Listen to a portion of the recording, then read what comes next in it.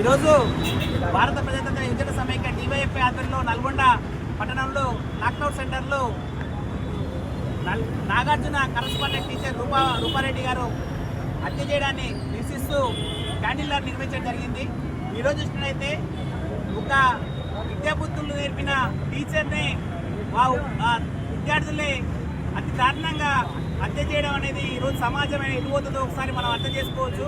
కావున దీని ఘటన పైన మొత్తం కూడా సమాజం కూడా మరోసారి ఆలోచించి ఉపాధ్యాయులు తల్లిదండ్రులు అదేవిధంగా ప్రభుత్వం అన్ని సంఘాలు కూడా ఈ విద్యార్థుల పట్ల మంచి మార్పులో తీసుకోవడానికి ప్రయత్నం చేసిన అవసరం ఉంది.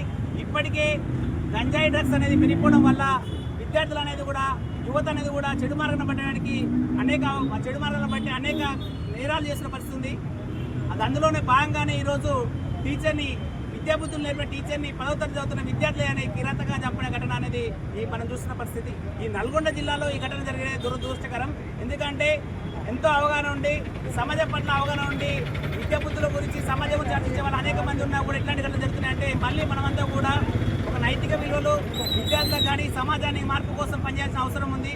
చదువుతో పాటు ఈ సమాజంలోని జరుగుతున్న అన్ని అంశాలను కూడా విద్యార్థులకు తెలిసే విధంగా ఆటపాట అన్ని ఉండే విధంగా విద్యా వ్యవస్థ ఉండాలని చెప్పి ఆ విధంగా జరిగే మార్పు కోసం అందరూ కూడా కలిసి పనిచేయాలని చెప్పి ఈ సందర్భంగా కోరడం జరుగుతుంది.